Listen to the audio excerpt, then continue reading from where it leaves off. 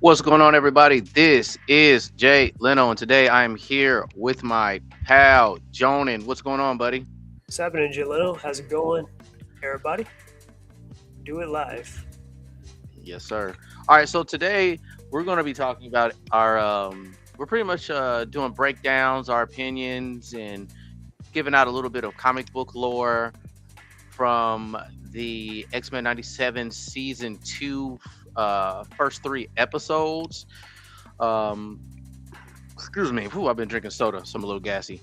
But we're just gonna start off with just overall, Jonah, man. What'd you think of these first three episodes of X-Men '97? A pretty good start. I would say my favorite would definitely be the second episode, but yeah, the third one was all right. First one was pretty good and stuff. It was nice seeing Gene and Scott with their son Cable, or Nathan and all that, and just a bunch of other stuff. So I feel like we're definitely getting more characters, kind of like what I wanted from the X Men in general. I But yeah, got you. Yeah, I'd have to agree with you. Just the same. I did really. It felt like it took forever for season two to happen. I know there were some pushbacks, and I really enjoyed season one of X Men '97. I enjoyed the X Men animated series as a whole, as an entirety as well. So I just honestly, I couldn't wait for this to happen. And yeah, I enjoyed episode one, two, and three. Second is my favorite. Um, and like this these three episodes inspired me and motivated me so much to appreciate X-Men compared to a lot of content as far as animation and adaptation from the comics. And I I my opinion, I think that the X-Men animated series in this X-Men '97 is probably the closest to comic book adaptation that we've gotten visually in film, unless you can name something, Jonah. I wouldn't say like I mean, yeah, I wouldn't completely disagree with it. I do agree with your take though. That yeah, it has been way too long since like we're finally now getting season two because it's been like probably like 2 years I think. So that's like finally, like Yeah. this is like I'm not even exaggerating when I say this is like one of the best Marvel projects we've had in a good long while. But yeah, X Men the animated series has always had like definitely that comic book look to it because they kind of based it off the Jim Lee's era of like artwork, which is like one of the best. So the show is kind of a good reflection of that. Yeah. And even now, like the character designs, they're kind of like pulling from other stuff, like future stuff, like the 2000s era, 2010s, maybe 70s, 80s. So it's definitely a nice look to it. Yeah. Yeah, I mean, adaptation wise, I mean, when I did my research, I did see some alterations that were changed compared to the comic book series during the Age of Ultron. The first Age of Ultron. There's been multiple Ages of Ultron. Yeah, Uh, Apocalypse. oh my gosh, not Apocalypse. Age Yeah, of think of that movie. Apocalypse. Thank you for correcting me, man. They're like, Yeah, yeah, bro. yeah, Age of Apocalypse. And one of the biggest changes to me is, do you do you think Gambit should have been killed so soon? I'm not against it because I mean I understand this is X Men '97, so it's kind of like a new show, kind of like think of it like Daredevil Born Again, where it's like literally just season 4 or 5 of the Netflix Daredevil, pretty Right, much. right. But X Men '97 because we already had Gambit for like a bunch of seasons anyways in the original series, so I feel like killing him off in that first season kind of like it gave a lot of gravity that okay these characters can die and stuff even though they've already served their purpose and stuff. So I'm not against it, you know, because it would be one thing if it was like oh a new show and they just killed off Gambit. I'd be like that's a little bit too soon, but Okay, so I mentioned Gambit so early, and I'm also adding his death of affecting its comic book adaptation is during this time. This was supposed to be an opportunity for Gambit to branch off and kind of find his own. This is supposed to be Gambit's shining moment in the X-Men franchise as far as comic books go.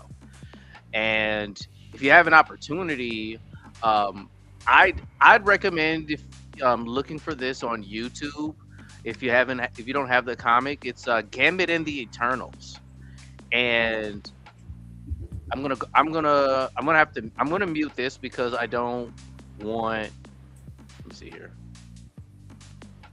Yeah, I don't want to show too much of another content creators um content. Yeah. But yeah, just one moment. What the heck is going on? Okay, let's go. There we go. About to say I got a little April Fool's joke going on. Yeah.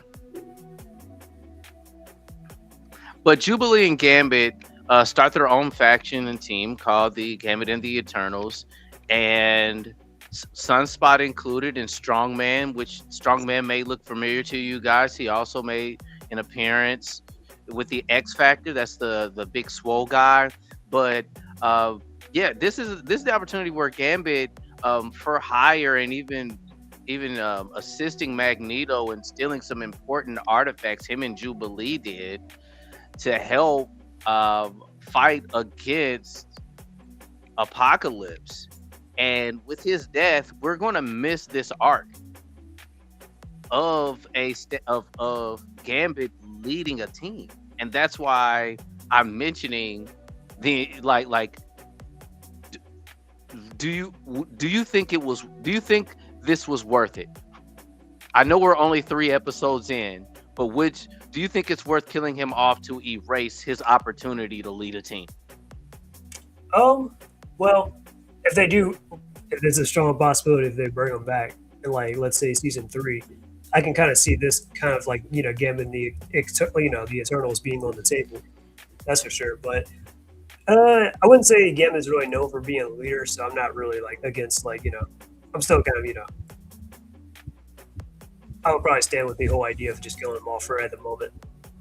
Okay. And just this leads. So basically leave it in the comics, but for continuity purposes, do you think it would derive too far away from its core characters if Gambit had an arc in this series? Is that what you're trying to say? No, because I mean, even cartoons, they don't really we know they don't really follow like 1-to-1 all the time with the comics. So like even certain things might seem a little bit out of sequence. Like I'm just going to use an example, like X-Men 97, right? The first season, where Cyclops is with Madeline Pryor, the Jean Grey clone and stuff like that, and then he finds out it's Jean Grey, and then her clone, and that whole thing, and then the next episode later, Cyclops is having a little bit of a psychic affair with Emma Frost. I mean, not Emma Frost, but Madeline Pryor and stuff like that, and Jean finds out, which is a reference to the affair he was having with Emma Frost in the comics, which that happens a little bit too soon rather than later. So, I mean, that's what I can kind of see, like, okay, it might take certain things and just make little tweaks to it, though, Okay. So, I mean, also, since we're talking about, I guess, deriving from being 1-to-1 with the comics, what's your thoughts on Bishop's involvement so far from his first appearance arriving in the animated series during the Age of Apocalypse and with the first 2 seasons of X-Men 97? Well, I would say, at least in the cartoon, in my personal opinion, I think they've already utilized Bishop, because he was kind of the central character inside the Days of the Future Past episode where he went back in time to try and prevent Senator Kelly's assassination and to kill the real assassin, which was Gambit, but then come to find out it was really Mystique, and so on and so forth. So we had that little arc, and then there was another arc where Bishop teamed up with an alternate version of Wolverine and Storm to try and save Professor X because a Sentinel, I think it was Master Mold or Nimrod or something like that, had, went back in time and assassinated a younger Professor X. So they were trying to prevent that from happening and stuff like that. So Bishop's kind of already had some of his moments there. But to kind of put him inside X-Men 97 and like, he's roster on the main team, you would kind of expect for him to do a little bit more than just that. You know what I'm saying? Yeah. Okay. Yeah. Yeah. So they are kind of underutilizing him at the moment, but if they didn't put him on the team at all, I wouldn't be like, oh, well, they should use Bishop and so on and so forth, Okay. Okay. Well, it's you know the content that's available for the Age of Apocalypse and all these mini stories and how these different factions and groups of characters from the X Factor, X Force, the original X-Men, Apocalypse, Cable's two different timelines. I can understand how difficult it is, and you have to cut down on who are you going to use in the span of these episodes being maybe 30 minutes. Yeah. So cutting these down to 30 minutes, and I guess they want to limit these episodes per season to 8 episodes. I will admit that the original animated series was they got the content correct of Bishop's first appearance, but they got the setting as to where it took place, and it was acceptable when the animated series existed. And so the presence that conflicts itself in 97 in season 2 is Bishop had more of a leader role with organizing the X-Men, and in the comics at that moment he had the upper hand of protecting this timeline of his own existence and that's why I say some of the other X-Men existence, because yes, originally he wanted to get rid of Gambit.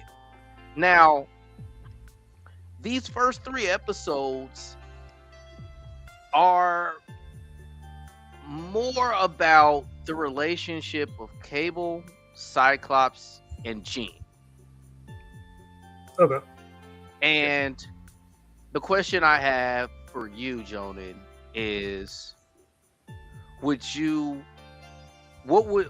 opinion, or what's your thoughts on possibly Bishop getting a bit more shine and control in these first 3 episodes? What are my thoughts? It would be definitely nice, I guess. Because I think Bishop was with the party with Magneto, Professor X, Rogue, Nightcrawler, and Beast, where he went back and just show up and save them and stuff like that. Yeah. So once we get more stuff and I think if I'm not mistaken, with the ending of episode 3, I think they went back in the back to their timeline and stuff like that. So I think we'll definitely probably get more of Bishop later down the line with that one, at the very least. But I guess it probably would help if we wrapped up Cable's little arc with his parents and stuff.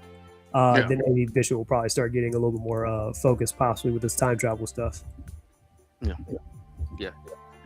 And look, if this season doesn't give you the enough Bishop, which he did have a pivotal moment in the comics, there is an arc after Apocalypse that completely gives Bishop all of his shine, that ties into an evil Beast.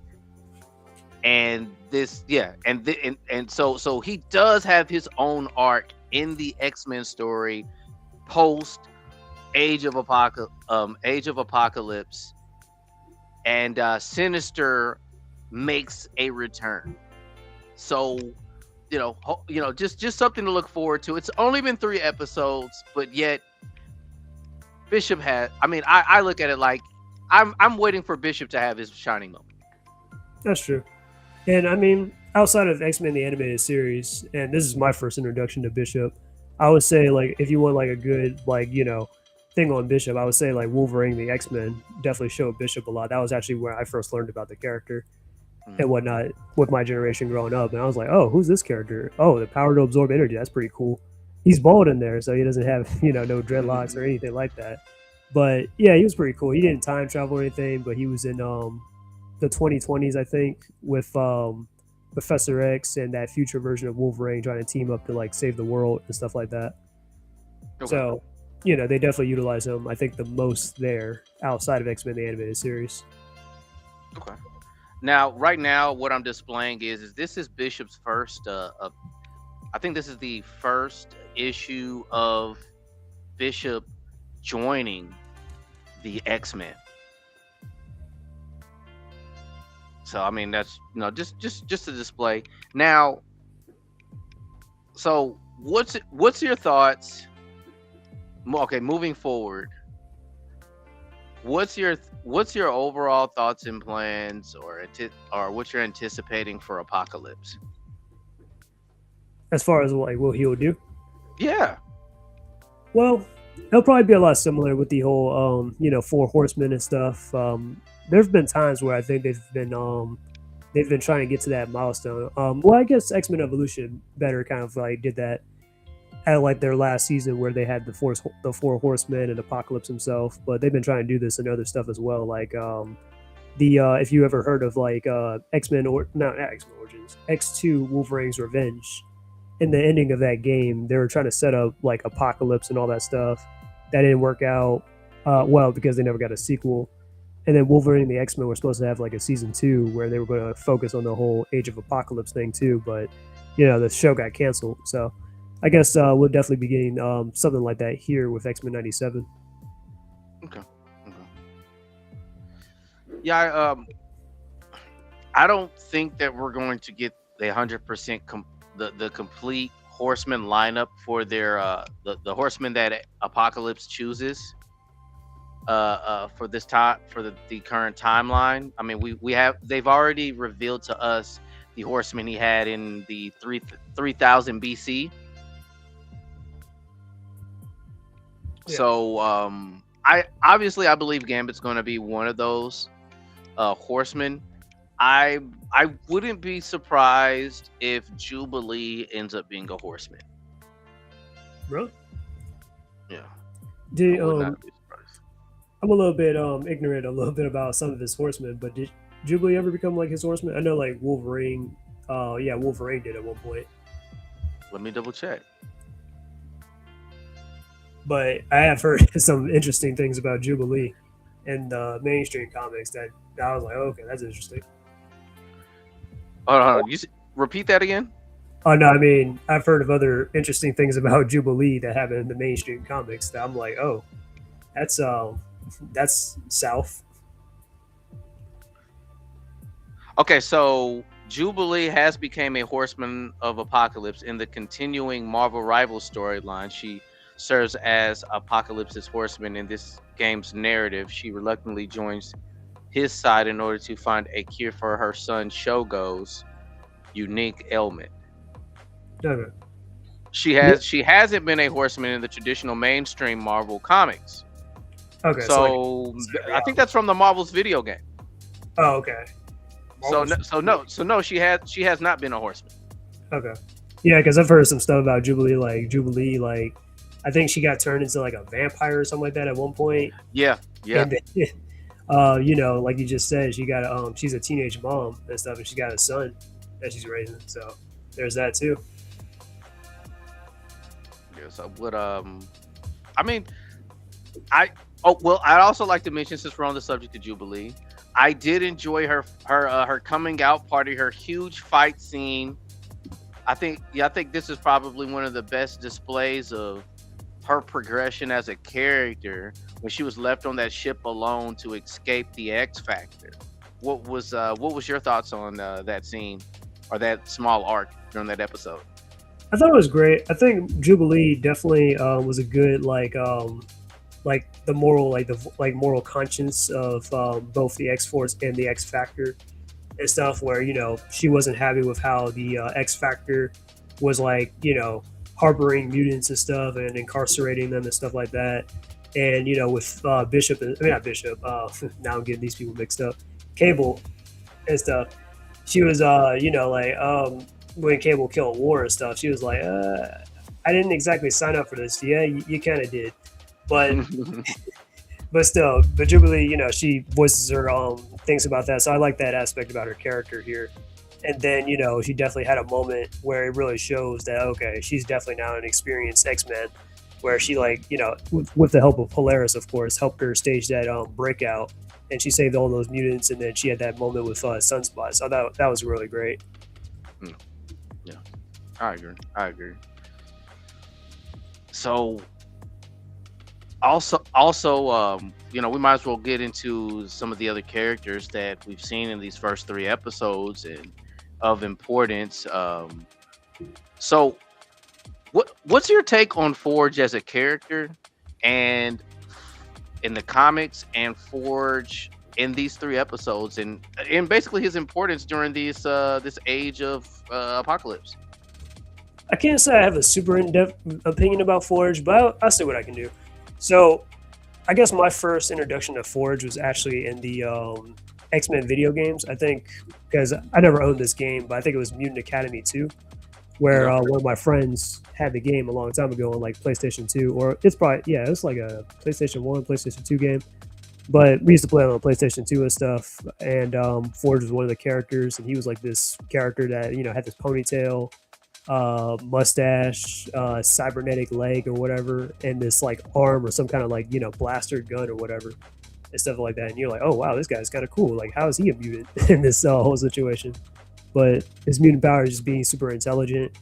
Then he's also like, he's Native American, as you know, so he knows a little bit of like shamanism and some magic as well in the mix that can actually help him out and whatnot. So yeah, and then also I heard that he's actually a pretty long-going love interest of Storm's. I know a lot of people usually think of, like, when it comes to Storm's love interest, you think of like Black Panther, of course, because it's Black Panther, or Wolverine and stuff. Like, those are some bigger characters compared to Forge. But I heard like Storm's longest running relationship was actually with Storm. So that's pretty cool. Yeah. Okay. Yeah. So AI overview mentions that in the age of Apocalypse, hold on, in the age of Apocalypse, Forge. Okay, so here we go. Basically, leading the outcast, recognizing the futility of pure, unending warfare, Forge broke away from Magneto's X-Men to lead Resistance Cell. His group, disguised as traveling circles, actively shielded and catered to human survivors of Apocalypse's cullings. Mentorship over might, realizing the grim reality of a ruined world, Forge made his purpose to teach a young Nate Gray Cable how to fight and survive using tactics, rather than relying solely on mutant abilities. Technological defense. As a cyborg himself, Forge utilized his intuitive mechanical genius to invent systems, weapons, and countermeasures essential for keeping human and mutant resistant cells alive. Yeah, Nate Gray. Yeah, Nate Gray.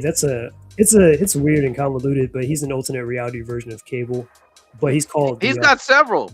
Oh yeah, Cable has a lot of clones and alternates. Okay. Oh yeah, but like Nate Gray, he's called X-Man instead of Cable and stuff like that. Okay. But yeah, he's got like brown hair and I think like gray temples and stuff. But yeah, that's kind of what he looks like, just to give a general idea. Okay. Oh yeah, blow my screen up real quick. I'm about to show you one of my comics with Forge. Are you sharing? Are you? Oh, okay. I got you. Yeah. That's Forge right here on the cover. That's Forge right up there with okay, I got you. Yeah. Yeah, with Magic, Colossus's sister, or Dark Child. Oh, that's badass. What's the name of that issue? It's New Mutants issue number 66. Okay. Yep. I'll probably show you more of my comics later on in the stream. Badass, bro. You over there like you over there. You've got all the comics, bro. Oh yeah. I know you probably, if you saw my community post, I got like definitely a lot. I think you definitely got me surpassed, bro. I'm going on probably only 2 years of collecting though. Yeah, you got me, bud. That's pretty darn cool, man. So I mean, I figure most of these channels aren't really gonna like elaborate and give us much of Forge or a bit of a description or his purpose, and just in case they don't get like it's like, oh, this is the guy who dates Storm. Well, there's a little more to it than him just being a guy that's always rubbing all over Storm's body. Right. Like Forge is like, I mean, he's pretty much the technical guy, and I just found out from the Google overview that he also pretty much taught Cable how to fight. Okay, yeah. Like Forge, because he's only in a few episodes in X-Men the Animated Series, really in the future episodes. I don't think they ever showed his modern like version in the 90s until like this show with X-Men 97.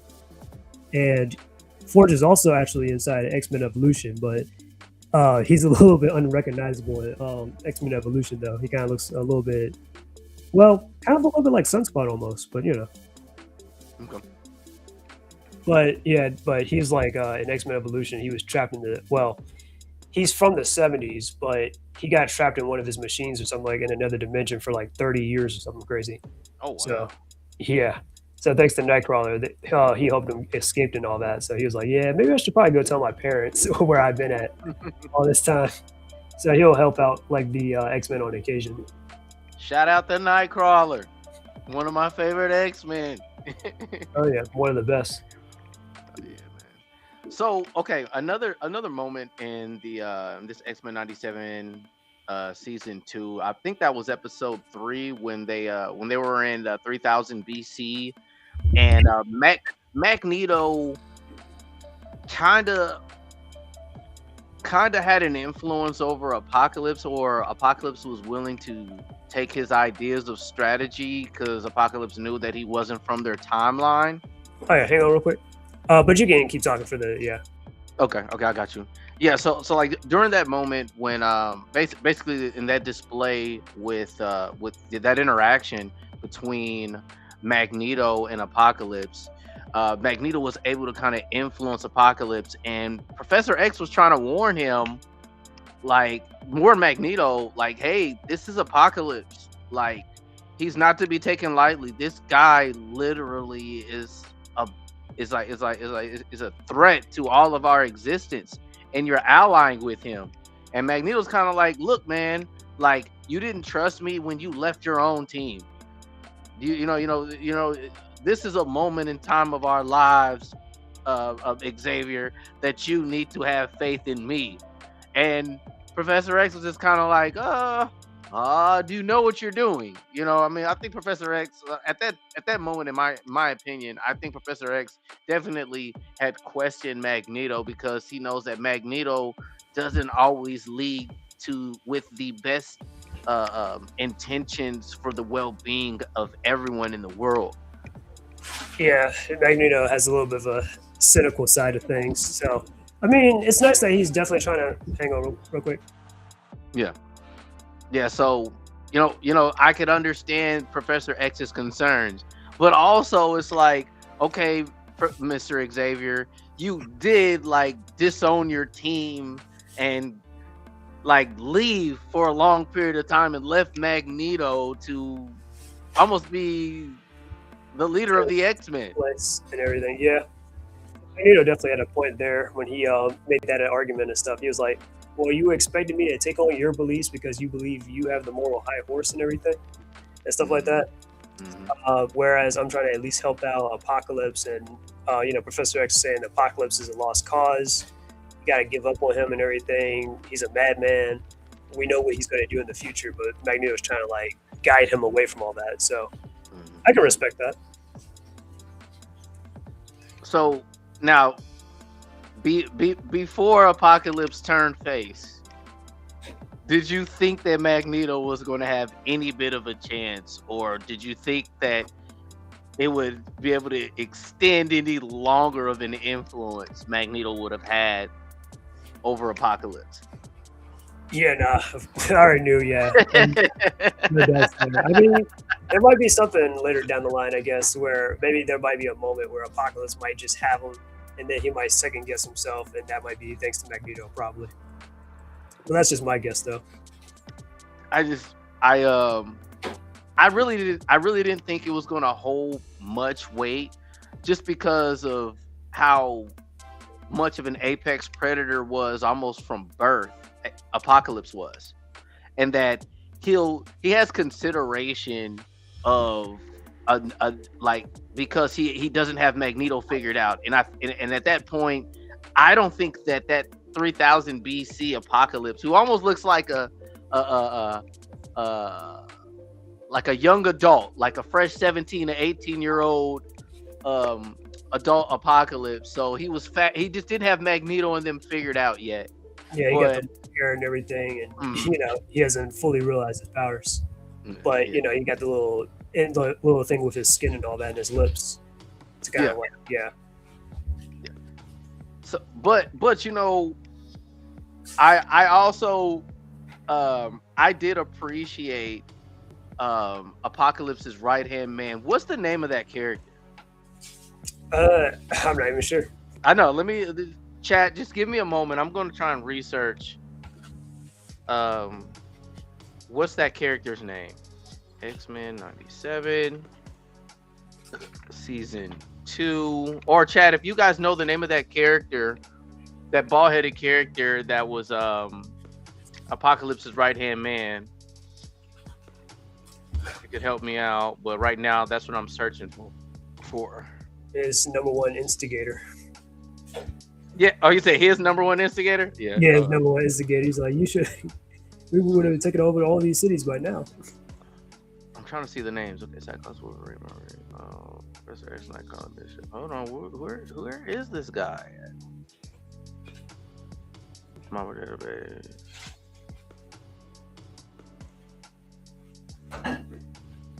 Come on, can I get images of each character? That would help out a lot.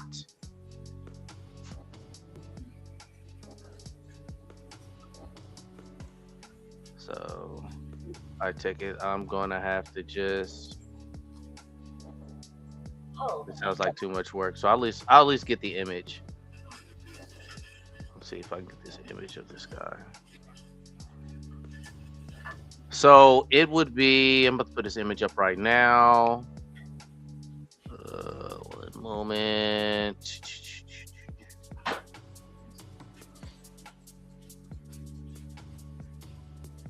It would be this character. The bald head guy with the face paint.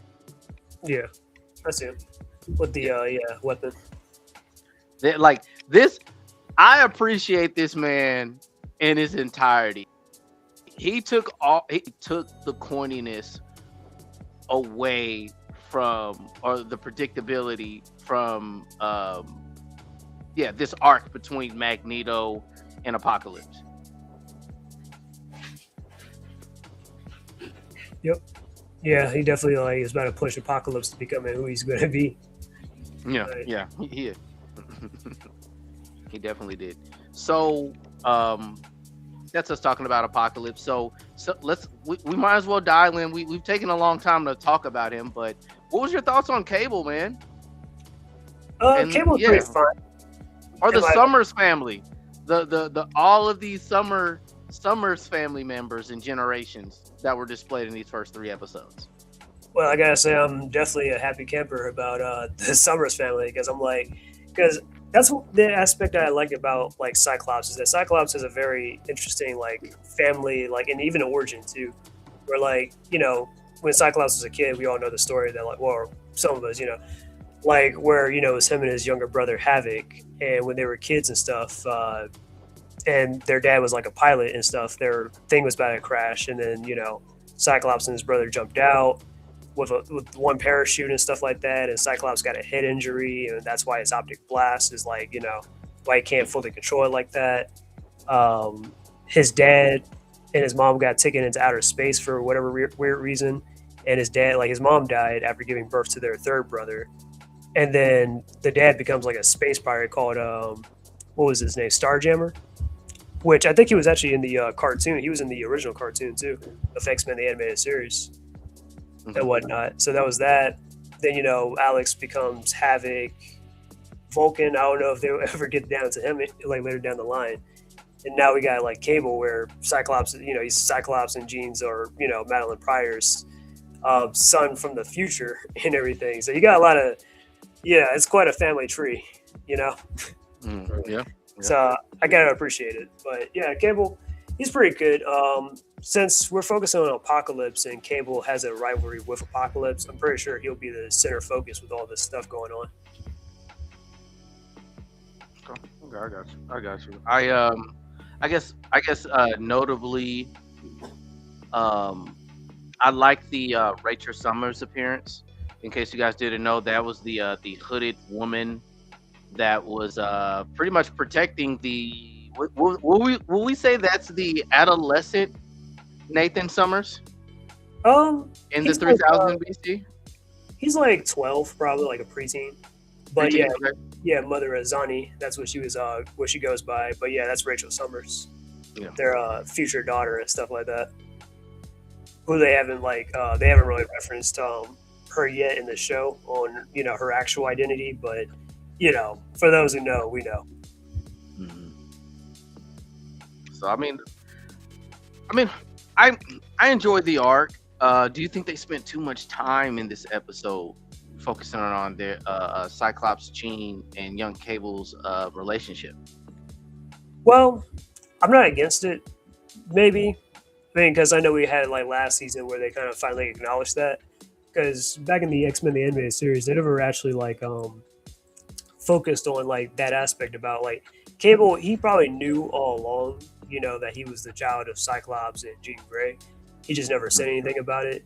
But Jean and Scott, they never really knew or had any kind of acknowledgement to it until X-Men '97 and stuff. Mhm. So now we're finally getting them to actually like bond and act like a family and stuff like that. And Cyclops and Jean are getting that moment that was kind of like robbed from them of like having a child and having a family, like But now they can't really lead a normal family. But now at least they get a constellation out of it, at least. So Okay. I'm right now. I'm about to Google and find out how many children. Um, it's weird because said Jean Grey have like. it's I like know it's about to get weird. That's why I'm about to say let's. it's like they got one or two in one timeline or something like that, but then they're just alternate reality versions of each other. Like I'm like, okay, Nate Gray, Nathan Summers, Rachel Gray or Rachel Summers, all that stuff. Nathan Cable, and then they have Rachel Summers. But there's Who's Hope's kid? Who's there's Hope Hope Summers? Summers. It's weird. Like I think she's like She's not on the. I guess Google. Hold on, they got the Cyclops family tree. I'm not sure if she's like the because she's the I think an adopted daughter of Cable possibly, Oh, that's Cable. Okay, okay. but she could be possibly related to them as well. She could be like the daughter or something like that of Cyclops or whatever. I don't know. Oh, hold on. So there's a lot going on. I'm like, okay. Cyclops doesn't like using protection. He didn't got around. Cyclops has a daughter with Emma Frost, Megan Summers. Wait, what?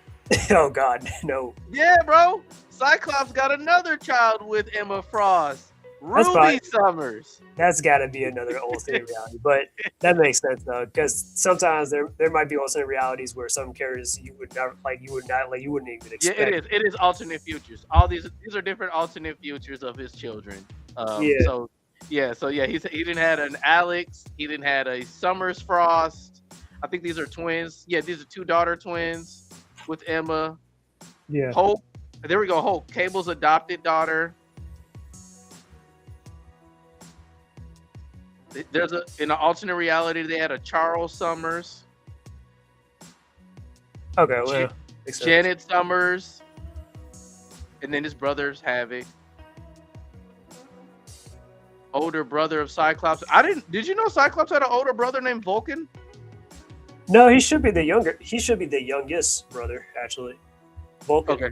Vulcan There's three Summers brothers. So there's Scott. He's supposed to be the oldest, and then there's Alex, and then there's Vulcan, Gabriel Summers. But in some universes, I think Alex might be like in the Ultimate Comics, or like as we all know in the movies, Alex is older than Cyclops. But in the comics or most other versions, yeah, Scott's the oldest. Okay. Gabriel was the son that that their dad Christopher had while they were in space. Yeah, I didn't know Cyclops was a Rolling Stone like that, man. He got alternate realities with all Hey, these babies. the boy, he's the leader of the X-Men. He got, has some kind of game. I mean, definitely. You know what I'm saying? Yeah, I guess yeah, you're right. You definitely gotta have some kind of game, man. Um, so do you think Wolverine is going to have any sort of importance in this season? Um, Not really. I mean, it could be a possibility. I mean, because I did hear Wolverine did become a horseman, a part of Hmm. Apocalypse and stuff at one point, and that's actually how he got his adamantium claws back was because he was a horseman of Apocalypse. Because Okay. as we all know in the comics, Magneto ripped the adamantium from like Wolverine's bones, and that nearly killed him and stuff like that. And then Wolverine went through a bunch of like weird phases where I think he actually did turn into like an actual Wolverine or something like that. Oh wow. Yeah, it was weird. Like him and I think Shadowcat turned into like some kind of werecat or something like that. I was like, okay. And then for a while Wolverine had a little bit of the bone claws, which that really shouldn't be a mutation, but it's been something that they kind of just retconned and just said, is an actual mutation of Wolverine's. Okay, cool. And then later on, he finally gets the adamantium back. See, I can't. Well, yeah. I mean, the adamantium would be dope. I kind of like the replicated bone claw Wolverine. I know it might be painful for him to use those claws, but like, it was Oh kind of yeah, dope. It was yeah, kinda dope. yeah. I don't hate it. I mean, it was interesting though seeing like, oh, Wolverine fighting this season where he's like with the bone claws and it's breaking every time he tries to cut through some metal. So I'm like, Mm, oh yeah, that is pretty bad. That's pretty bad for him. So, yeah, I but got you. but I'm just saying though, like it's interesting because it wasn't really a mutation. The mutation was just his healing factor because he was Mm, back inside the original X-Men the animated series. Like Wolverine, like whenever Wolverine had like let's say like his powers were shut down or he had like some kind of one of those little inhibitor collars on and stuff like that. yeah. Wolverine couldn't use his powers, but the only power he could use was his adamantium claws. But since it wasn't a mutation. So wouldn't Wolverine's powers just be what his healing factor goes away? Yeah, possibly his healing factor and maybe his enhanced senses. That, or I don't know if that's a natural thing or not, but yeah, the healing factor was that used to be just the That's why Wolverine's not like a high level mutant like that or anything. It's just like, oh well. Okay, I got you. I got you. I Now I will admit I do like the costumes. I do like the post-apocalyptic, uh, uh, yeah, the post-apocalyptic costumes. Wolverine, I think, has the best outfit in this series. Oh yeah, I do like the skull cap that he got on though. That's pretty cool. Yeah, yeah, yeah. I would Yeah, love to see that in I love to see that action figure. Anywhere or that statue. I think that's going to hold a lot of weight. Now one thing that I had to research because when I saw Morph turn into Thor, Mhm. so I did not know that Morph can match the strength of whatever character he turns into. Well, I don't think that's really how shapeshifting works, but I think the show's kind His of his yeah. though. Oh, but I think the show is trying to ignore that logic because, like, when you really think about it, like, well, a shapeshifter they can take on their appearance and like maybe it can kind of give them a little bit of an enhancement, but I wouldn't say it makes them just as strong. Like, for example, like in the last season, he turned into like Quicksilver, and then he was moving at super speeds and stuff like Quicksilver. I'm like, that's not how that works, but whatever. I mean, it was a cool moment though. Or Now, like, now look, now look. I'm not saying that as a figure of thought. In the intro, on one of the intros of the shows, when they're showing the different members of the X-Men in the computer system, Mhm. it says that. Oh, it does. Yeah, Okay. yeah. So with that being said, I have heavy criticism for Morph at this point. And them revealing this in X-Men 97 at 97 because Morph has transformed into a lot of characters And the fact that he's sitting right there and can match the strength of all those characters. Anytime somebody has hands and it's a physical altercation, this man should be the leader, bro. This guy should have some really great fight scenes. And they killed this man off and brought him back for popularity. And he's not even, they're not giving, Bo did not give him his shine, bro. That's what I'm saying. I wouldn't say he should be the leader, but I guess he's only limited to his imagination or his creativity when it comes to these fights. Because, like we saw the last season, at times he was turning into like Juggernaut and the Hulk. Like, okay, that's something. And he was like, doing a bunch of team attacks. So, yeah. Like I guess we could probably just write this off as like, because back in the original series, Morph wasn't that powerful. He was just a shapeshifter like Mystique or something. But then I guess maybe it's probably like, maybe an evolution or something that now he can like take on maybe certain aspects or abilities from those characters now, probably. Okay. Yeah. I respect that. I get that. And well, I mean, while we're talking about power levels, at the end of season 1, Storm was recognized as an Omega level mutant. Now, could we see more glimpses? Can you anticipate seeing more glimpses of Storm having those moments of showing us that more moments of her showing us that she's an Omega level mutant? Yeah, they'll probably lean heavily into that. I'm kind of a little bit like, well, don't get too crazy with it because Storm at least needs some limitations to kind of create some kind of like, stakes in my personal opinion. Mm-hmm. Because yeah, they've been definitely doing a lot of OP stuff. And don't get me wrong, it is cool moments. It is really cool to see her do those things. Mm-hmm. But it's just like, all right, don't get too crazy. Like you actually make her like some type of Mary Sue and actually believe that, she's a goddess. She's a real goddess and stuff. No, she's just a mutant. She had a reality check when she first met Charles Xavier, and he told her the truth that she's a mutant and all this other stuff, that kind of thing. But yeah. Okay. Now, with that being said, also, like, I'm trying to expand on more characters at this point of this series that could evolve and drop with their powers, evolving and becoming, more powerful beings, like Jubilee, for an example.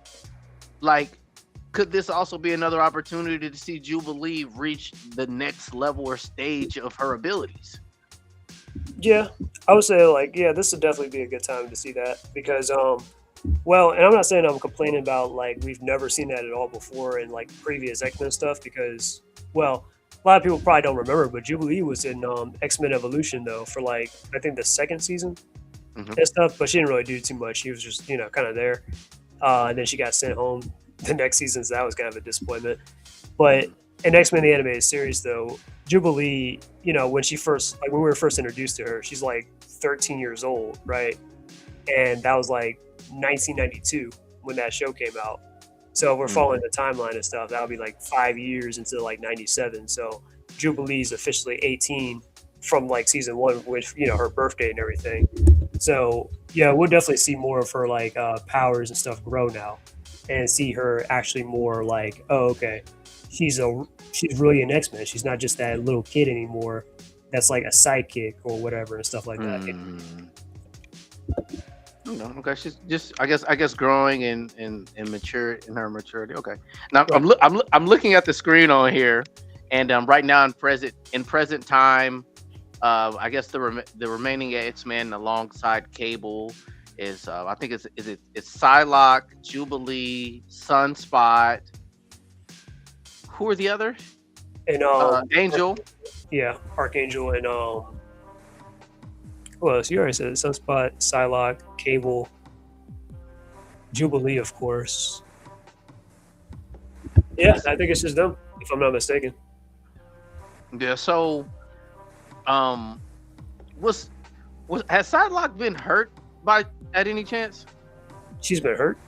I mean, yeah. I mean, like we haven't. I mean, like Psylocke doesn't make enough appearances to me in this. She didn't make that much of appearance in the first season of X-Men, and then seeing her now, like I'm trying to remember where the hell has Psylocke been. Yeah, so like that's also something too. Like I was kind of like, it's kind of weird. We've hardly ever see Psylocke because she's not really in the cartoons like that at all. But I guess the reasoning for that is because, like magic, Psylocke has a very convoluted story because she's actually like, you know, her real name is Betsy Braddock, and she's supposed to be like the twin sister of Captain Britain, this other superhero and stuff like that. And she has psychic powers, but then I guess in the 90s, they kind of like swapped her body out with this other girl named Kawan. So the Psylocke we see, that's actually this chick named Kawan's body, but Betsy Braddock's in her body, and Kawan's in Betsy Braddock's original body. So it's kind of like, all right, Wow. yeah, it's a little Yeah, I'm about to say that focus will completely confuse the audience. yeah. So they can't Yeah, just yeah. bring that into the cartoon and just be like, all right, well, I mean, I can see them yachting it, but you can't. I don't know if like should like, oh, let's show that now, like, yeah. So it's a messy history. So yeah, and then people are gonna freak out and be like, oh, well, Psylocke's not a true Japanese representation, and all that type of stuff either. So yeah, yeah. So it's nice we're getting her now, and she's just doing stuff, So I'll take that much. And she's with Angel too, which they're supposed to be together. I got you. Now, I guess another question I have is when Apocalypse uses his horsemen and post being defeated or in the past in the comics, are dead characters brought back to life? Yeah, I think it's a good way of bringing like dead characters back to life. Like, how do I keep bringing up X-Men Evolution? But like in X-Men Evolution and the last season, like Storm, Professor X, Magneto, and Mystique, they all got killed and stuff. And Apocalypse managed to like bring them back to life as his horsemen and stuff like that. Had them like stall for time by like fighting the X-Men and the Brotherhood of Mutants and stuff. So yeah, he can do that type of stuff. Think of it like how like Galactus has his heralds and all that, and he can like empower them, like Fire Lord, Silver Surfer, Nova, all that stuff. Yeah, it's the same thing with Apocalypse in a way. Okay, I get that. And after all, it makes sense because Apocalypse is like not only one of the most powerful mutants, but he's the first mutant in history. I mean, he pretty much has every power and every ability. So I asked that to say that could this give an opportunity for Gambit to come back? Oh yeah, it should be. And what say you to any other X-Men that have died? I don't know if any X-Men have died in the animated series per se. That would be pretty wild if they brought back John Proudstar, but they're probably not going to acknowledge him. Okay. Yeah, he was a Native American character. He was a part of that team with Wolverine and Storm and Nightcrawler when they first appeared, but he got killed off after a couple of issues because, I guess the character in the story was bullheaded, but maybe it might have been some Native American kind of reason where they're like, you know what, but he does have a brother that's also in the X-Men as well, named James Proudstar, aka Warpath.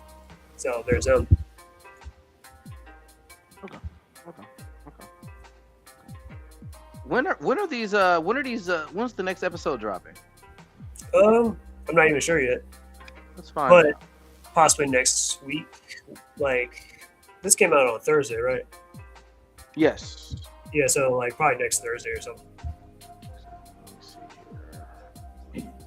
They might release it episode by episode, most likely. Oh yeah, after this point, okay. The next episode of X-Men 97. Wednesday. So probably Wednesday night. All right, nice. So definitely new episodes are released weekly. Yeah. So we got this Wednesday coming up. Yeah, man. I mean, respectfully, this is going to get interesting. Do you have any death predictions in this season? Any death predictions? Yes. That'd be interesting who they'll kill off. No, I don't have anybody in mind. Who do you have in mind? And I think Morph's gonna go.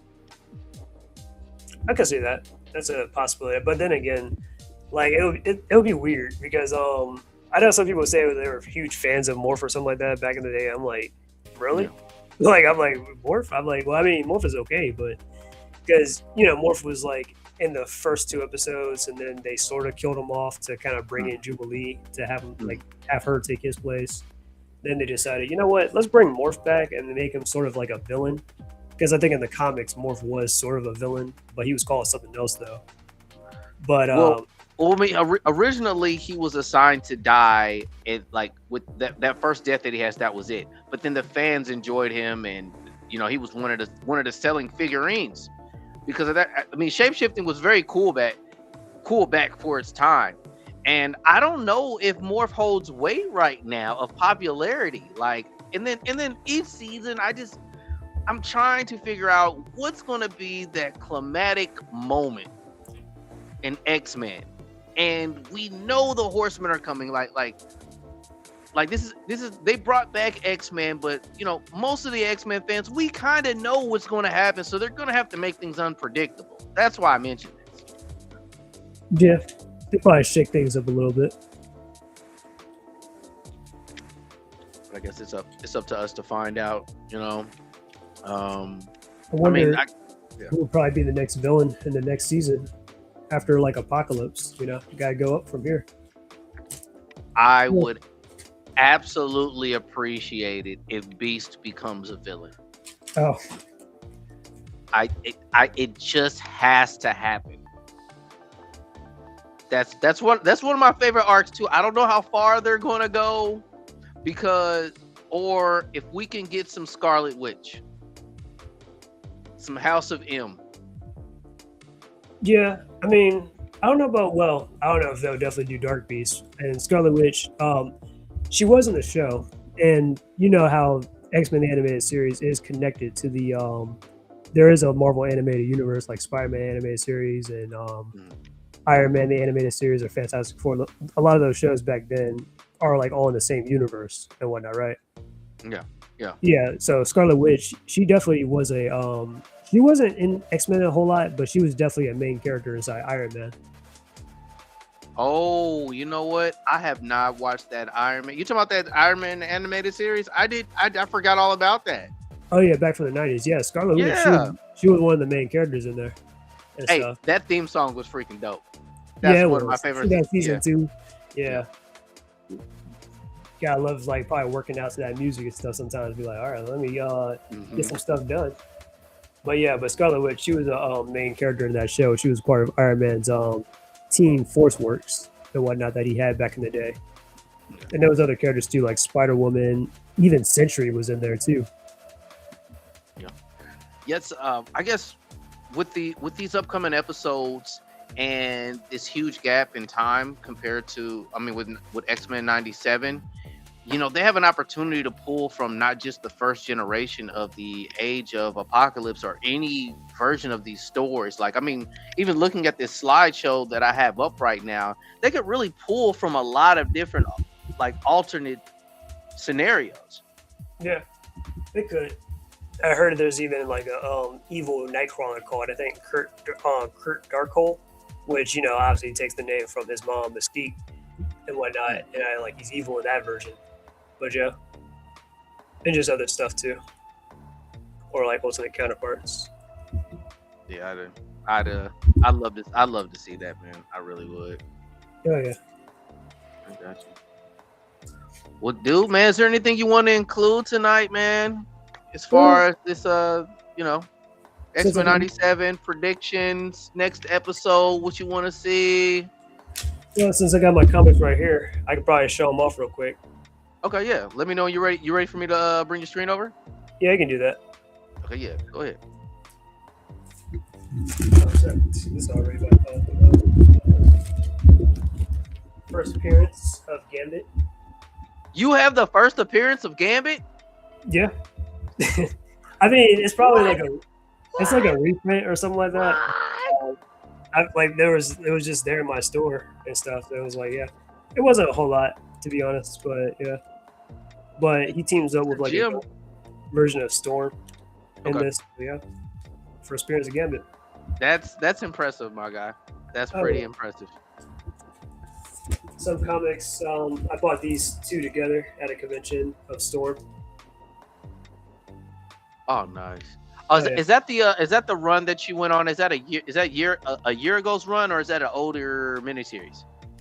Well, this is probably a mini series right here. Okay, because I know she's got a miniseries right now. I think it's still ongoing. That's been raved about. Yeah, they I think they turned it into Storm Earth's Mightiest Mortal. So Okay, there's okay, that. But yeah, this is part of a run though. But she's just on the cover. okay. Nice, man. Oh yeah, this is a mini series or part of a mini series. Wolverine and Shadowcat or Kitty Pryde and stuff, where Kitty Pryde goes to some development and whatnot. She gets involved in Japan and a bunch of other stuff too, because her dad Right. got caught up with like I think the Yakuza. So it was a lot going on. Okay. Okay. I don't even remember what this comic was about, but yeah, Sabretooth's on the cover. Hey, there's a lot of Sabretooth fans, and bro, Sabretooth is Sabretooth, especially like those when he starts time traveling into different multi universes with the I think that was the Wolverine series that ended last year or 2 years ago. I rock with Sabretooth. I got respect for him. That's dope. Yeah, I've been wondering what the character's been up to. But yeah. Yep. X-Men right here again. This is, I believe, like Magic was dying or something like that, and Colossus was like pissed off, about his sister dying or whatever. My boo. I can't wait for them to do more with Magic, man. Like I want her. Y'all, I need her popularity to go higher and higher, man. Oh yeah, definitely thanks to like Marvel rivals. You might like this next one, Beast and versus Magneto. Oh hell yeah. Yep. Yeah. Yeah. That's actually my father's favorite character in X-Men is Beast. Oh yeah, yeah. I still love Beast a lot as a kid. This is, I don't even know if this is the first issue of. This is probably the first issue of the '90s X-Men. And if you notice, I actually got it signed. By who? Chris Claremont himself. Bruh. Is that you got that in plastic and boarded, my guy? If you out here That one's not plastic though, but it should be though. when you get a chance, put a board in there, protect that bind, my brother. Got a little poster in it too, sort of classic Oh, '90s. yeah, that's player, man. Take care of that comic, man. Yeah, I got to. That's yeah. But yeah, the back of this too. So, is X-Men a close franchise or a favorite franchise in Marvel of yours by chance? Back in the day, yeah, X-Men was definitely like, of course, X-Men and Spider-Man. They used to be big in the 2000s. So, of course, but I kind of just got these comics a couple years ago because, well, thanks to X-Men '97, I'm like, you know what? Let me revisit X-Men and stuff, and try to like brush myself up on the lore. I still feel like I got a long way to go on like the lore stuff about it because I think I've been looking up a lot of the stuff with DC. But yeah. But yep. Nice, man. Hey, man, I appreciate that, man. You make me want to start grabbing. You know what I'm saying? Next time I go to the comic book store, bro, I'm about to get my game together, man. Yeah. I also For got me to that. be a Gambit guy and not have no Gambit comics, I should slap myself. Yeah, that's why I got that one comic that I showed you with Gambit's first appearance because I want to like understand the character a little bit more or understand him better. Yeah, But yeah. today I mean that's why I mentioned earlier in this stream of Gambit's importance during the Age of Apocalypse and even post the Age of Apocalypse, man. Like this is so apparently like Gambit was gaining his fandomship during the release of this, heading into this Age of Apocalypse. Like he was almost raved about, and they continued on a path with him in the comics. And he had an opportunity to lead his own faction and teams. And I guess if I'm not mistaken, for what a lot of people may not know of Gambit is his abilities are actually were lobotomized and nerfed. He's actually almost too powerful for his own good, if I'm not mistaken. Yeah, somewhat. I mean, we never really get to see Gambit really like, like at least in the cartoons or anything, really show off his powers like that. I mean, X-Men the animated series, I would say that will be the closest. Wolverine the X-Men, Gambit's kind of a villain sort of in there, where he's kind of like just a mercenary that they just people like hire him to just do And a jobs. thief. Yeah, exactly, a thief. Yeah, I think in one episode he tried to steal Magneto's helmet, and he was playing around with his daughter, Polaris and stuff, and she didn't like that. And then X-Men Evolution, he's sort of a villain there too, but he was kind of having a little bit of a redemption arc kind of thing going on. But yeah, but X-Men the animated series, that's probably the best Gambit we're really like getting, like animation wise, as far as like but they're all cool in a way. But yep. But yeah, but Gambit, he was definitely very popular. Well, he's supposed to be a popular character. He had a outside of Wolverine, Gambit is probably one of the characters that actually does have a very solid, successful run. Then of course, if you play like Marvel vs. Capcom 2. Come on, Gambit's like almost everybody's favorite. I don't really main Gambit like that, but a lot of people love it. Yeah. And then of course, after X-Men Origins Wolverine, we were supposed to get X-Men Origins Gambit, but since it didn't really do too well with X-Men Origins Wolverine, they're like, yeah, let's cancel that movie. I got you. But he was still kind of cool in that movie too, though. I had much, definitely was a popular character. I mean, I'm trying to think here, man, because there's a lot of Nightcrawler fans. But sales are sales at that point. So respectfully, but I'll throw this in here. If you love the 90s, this is probably the closest thing this is the most nostalgic moment to embrace the 90s. Hold on, we got somebody in the chat right now. Olivia Miller, 1388. Do you think that Psylock and Magic will have a sword duel in X-Men 97 season 2? Oh, that'd be a dream. Yeah, that could, now that you mention it, that could be on the table because, Psylocke is on the run and she's a part of X-Force with Cable. And we don't know if Magic might join up with Havoc's X Factor or whatever and stuff like that. That could be a possibility. Most definitely could be a possibility because if I'm not mistaken, Cyclops and his sister, not Cyclops, Colossus and his sister, they're not too far in age. And did she make an appearance in the animated series?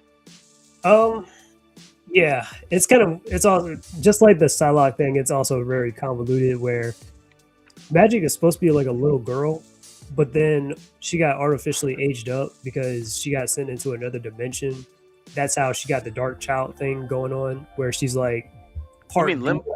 You mean when she was in limbo? She's saying that she was in limbo this entire time. Yeah, it was weird. So she was a little girl when we first saw her, and she was in X-Men the animated series. If you go to that episode where the X-Men are in Russia and it's Colossus, you see a sister there and they're fighting Omega Red. So she's in that episode. But then after that, we don't really get Magic until later on inside X-Men 97 where Morph, shapeshifted to looking like Magic to do some stuff in that Goblin Queen episode. Okay. So AI Overview mentions in the animated series she appeared as a young, powerless child in the original 90s series, more notably in the episode Red Dawn, and that's what you're referring to. The fact that you can reference that on point, Jordan, freaking awesome. Yeah.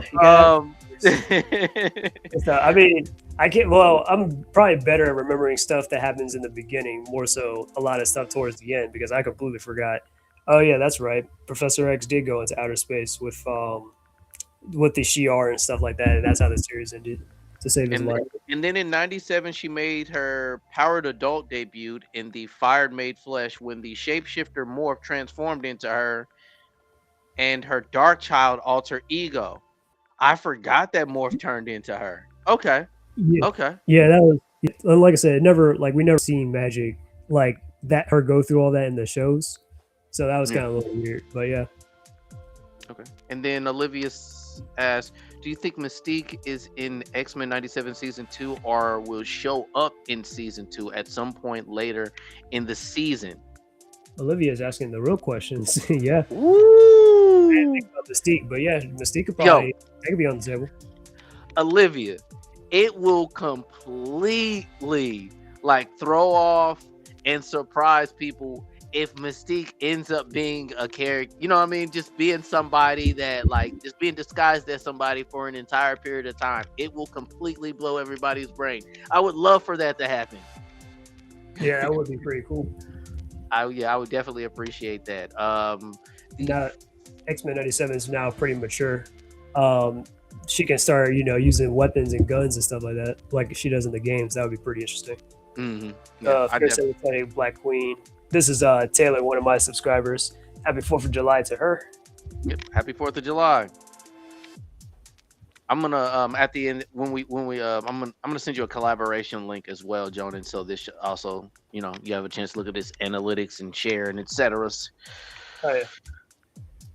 Yeah, that's some good man. That's some good questions, man. Like I'm glad. I was hold on. So do we have some Magic fans out there? That's what I'm thinking. I'm thinking Olivia. You know who's your favorite character in X-Men? That's what I need to know. You guys watching right now, if you guys could in the chat let us know. No, give us your 3 favorite X-Men characters in the chat. I'm gonna type up mine. For me, Yeah, go ahead. I don't have a specific favorite, but I guess what come to mind would maybe be like Cyclops, Nightcrawler, and probably Bishop. Cyclops is just fun to use. If like you play the X-Men games, it's Mhm. fun using Cyclops. X-Men vs Street Fighter, Mutant Academy, whatever. Yeah. Or like I guess I like to main Bishop, and I'm starting to play X-Men Legends. I have X-Men Legends 2 and stuff, Mm, and Bishop, he's fun to use in there too. And yeah. And there's a lot of other X-Men characters, and you can even play as the Brotherhood, so that's pretty nice. okay. Okay. That's respect. All right. So, So the fierce apathetic black Q says Storm has solar powers now. Maybe she's responsible for the heat wave. yeah, this heat wave that we're all dealing with. I dig it. Olivia says, "Who would you choose as your 4 horsemen of Apocalypse in X-Men '97?" That's a good question. Chat. Answer this, chat. When in the future, when you guys get a chance to watch this, let us know who you guys would choose for your horsemen. Now, I got to go into some deep thought on that one, guys. Seems like Olivia has Jean, Jubilee, and Gambit as her favorite, and then Taylor has Storm. Yeah, yep. Yeah, she said Storm is her favorite. Q says Storm's her favorite. Jean Grey, Jubilee, and Gambit. I mean, that's pretty solid. I mean, yeah, that's pretty Pretty solid. good. That's pretty solid. I got okay. So my favorite characters. This is not my horseman list. My favorite 3 characters is Nightcrawler, Gambit, and Iceman. Bobby Drake. Let me see here. If I were to choose my horseman, I mean, it's tough because like I'm Apocalypse, and I want to cause the destruction. I want to fulfill my plan, right? Iceman could probably make a good horseman if we're like, yeah. Yeah. You know what? Iceman would definitely be on my list. Sheesh. I gotta have somebody with psychic abilities, guys. So Why I mean, not shoot Apocalypse already has telepathic powers. Brotherhood as well, or the just mutants in general, I guess. Yeah. So you know what, guys? I'm gonna have to take Storm. I'm gonna take Storm as well. And how many horsemen is it? Is it 3 or is it 4? It's 4. Sheesh. Can I grab Magneto? Yeah, you can grab Magneto. Looks like Olivia's got Emma Frost, Scarlet Witch, Rogue, and Polaris. Polaris, yeah, that's a pretty good choice too. That's pretty solid across the board. If I were to say for my 4 horsemen, who did I just have that just came to mind? I don't know right now, but yeah. Yeah, I guess Havoc could possibly be a possibility and stuff for me. Let's see, 3 others. possibly Bishop. I mean, the power to like absorb and shoot like fire back energy and You know stuff. what? That's what I was contemplating in my head right now. Yeah, that absorption ability. Oh yeah, Because I'm just thinking about like I'm like the lineup that I have so far can control weather, magnetism. You add that, yeah, you add that, and having somebody with psychic abilities, like I don't think anybody's gonna do anything about that, champ. oh yeah. Let's see. Let me see here. She says. Let's see here. So Q says, "Swear for the life of Go, if Morph 97 is going creepy on Wolverine like a stalker would do, imagine was reversed." Oh my goodness. Yo. So okay, so you also found like Morph being kind of cringe. He had his moments of being cringe to me too. Yeah, in the last season, it was kind of out of nowhere because they just made him like, oh, he's kind of like non-binary, and now there's some implication that he might be gay, and I'm like, Morph was never like that, and like as far as I'm aware with the show, I mean, or him and Wolverine had a good like friendship, and they were like brothers, but not like like that. So that was kind of weird. Or especially that part where he turned into Jean Grey and then he told Wolverine how he felt. I don't know. Yeah, that was. Maybe if you're a Mystique, but Morph, no thank you. But I guess my other two horsemen, I would say, this might sound a little weird, but I'll probably go for like maybe Toad and Archangel. That'd be pretty interesting. Because I think Toad, they killed him off currently in the comics. I'm like, dang, you guys killed my one of my favorite. It's like like villains and stuff. Well, from the Brotherhood, that is. I'm like, man. But yeah, that'd be interesting to bring him back. If I'm not mistaken, in their horseman form, are they at their max level? They're like that automatic as horsemen. Almost every character that turned into a horseman ended up being the alpha version, level. They're mega level. They get automatically just powered up. So like it's like definitely a lot more than just their natural abilities. Just like very amplified beyond like what they can ever do. Olivia Miller says, "I want Magma Kitty Pryde to show up in season 3." Okay, yeah, that would be nice to see Kitty Pryde though, because she's never actually been inside this and this in particular show, but she was in the other ones though. Yeah, Kitty Pryde was around when Wolverine got his adamantium taken out of his body.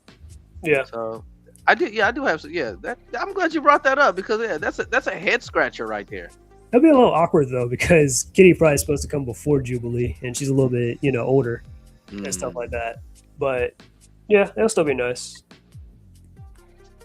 Right, and then we can see here. Honestly, I never watched the original '90s X-Men. Only versus I watched was X-Men Evolution, Fox X-Men movies, Wolverine the X-Men as well. I never knew about the '90s X-Men because I was born in the 2000s.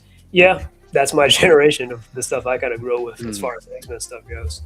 I didn't actually know. Well, I wouldn't say I didn't know. I didn't watch X-Men the animated series until I was probably like 16. Well, so the blessing of that '90s series is probably one of the only series that you're going to see. This might be the first introduction of having a show dedicated to entertaining both genders of male and female. I mean, X-Men as a total, but as far as a cartoon, that's what made this show such a big deal because in feats of strength, you have characters like you have characters like Rogue and a plethora of other characters, having their ability of strength. And I mean, just seeing people shine, like, and this followed up the Batman animated series that came out at that time. So this is like prime, like fine line. Yeah. Prime. This is prime cartoon. This is prime cartoons in the '90s. This franchise in the Batman animated series, and it was on that fine line of like too violent and too dark, and they weren't really. Parental advisory did not exist back then, but they didn't display blood on their episodes. But I mean, definitely a lot was implemented or applied. Yeah, they weren't able to go there. But Batman the Animated Series, it was some exceptions to the rule. Like for example, like Mask of Phantasm, since that was a movie and that was a theatrical release, if I'm not mistaken, they were able to kind of go a little bit more brutal and stuff with the with the blood a little bit and like the guns and whatnot. And then later on in the New Adventures of Batman, they had some liberties too with that one. But X-Men, though, I would say X-Men 97 now, we're really starting to get a little bit more adult with the X-Men the animated series than we were, with the 90s. Yeah, we saw blood splatter on somebody's face, and it was kind of graphic to see the Antimedium release Wolverine's body. So what a time to be alive. That's all I have to say regarding the X-Men 97. Oh yeah, definitely feels like a really good rejuvenation. And like I said, just to reiterate before, never really thought X-Men, like when I heard X-Men 97 was coming back, or they were trying to do X-Men 97, I was like, ooh, please do not destroy the reputation of the original 90s. But I'm like, okay, I'm not disappointed at all. It feels definitely like a good like continuation of the original 90s one that we had back then. And I also appreciate that they're not relying on gore and being disgusting to be the crutch of entertainment of this series, with it having a mature rating. It's still it's still an X-Men show at its core, and it still feels like a continuation from the series with better animation, better action. So yeah, you're thinking of stuff with like Invincible or The Boys. Yeah, I mean Invincible's has Invincible's kind of cool, but you know what I mean. Like The Boys, like strictly like that's their They got away from their plan. It's like the setups were for it to be disgusting and shock value. Right. Yeah. So those are my thoughts, man. Yeah, man, guys, I'm really excited about this. Jonah, is there anything you want to include, man? Something about closing this bad boy out, man. And you guys watching, if you guys would hit that like button, I gladly would appreciate it. It helps our channels out. And we're going to follow these up. I think we're going to continue doing this, guys. Are you down to do that, Jonah? Yeah. I'm guessing we're going to just read the last couple of comments Olivia has or respond to them. I'm just seeing a bunch of fireworks pop out in the back of my window, so that's pretty interesting. Oh, I definitely can hear them. That's kind of cool. Oh yeah, I can see them physically too. I'm like, okay, that's better now. But anyways, I promise you, it's not Jubilee. But anyways, I'm betting Madeline Pryor's coming back as a horseman. That could be interesting. I don't know if they'll bring her back per se. I mean, it was kind of weird they killed her off like a couple of episodes in the last series, but I was like, all right, that was at a breakneck speed. But Jean versus Emma, I guess that would be pretty interesting. But that'd be set up. And that's pretty much bring back Justice League Unlimited. I disagree with that. I don't think they should really bring back Justice League Unlimited from the DCAU right now, my personal opinion. But I'll probably talk about that another time. But yeah, what about you, Jay? About what? Oh, I mean, just the closing. Closing. Guys, man, I just at this point, I'm just happy. I'm just happy for every moment of this. I have nothing to complain about at all regarding this series. And I hope you guys keep tuning in with us, like for future streams. I really had a good time with you guys tonight, and yeah, happy 4th, everybody. Happy 4th of July. Happy 4th. It's a good way to spend the holidays. 90 cents. Nobody existed. What's up? All right, guys, I'm about to end this stream. Thanks for watching, and if you have not done so yet, hit that like and subscribe, hit that bell, and do the same for my guy Jonan right here in the chat with me.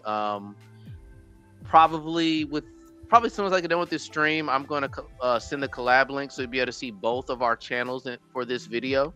So yeah, make sure you guys do that.